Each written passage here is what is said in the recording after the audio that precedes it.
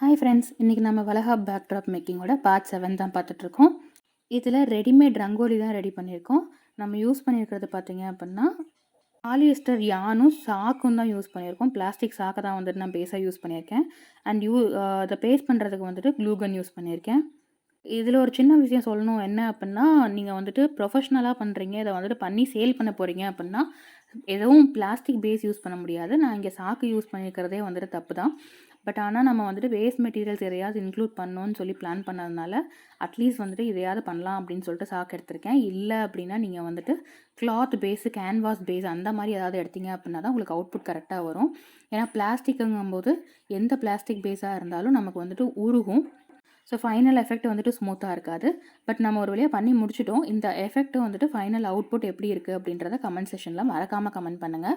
And full detailed வீடியோட link வந்துட்டு டிஸ்கிரிப்ஷனில் கொடுத்துருக்கேன். மறக்காமல் அதையும் செக் பண்ணி பாருங்கள்.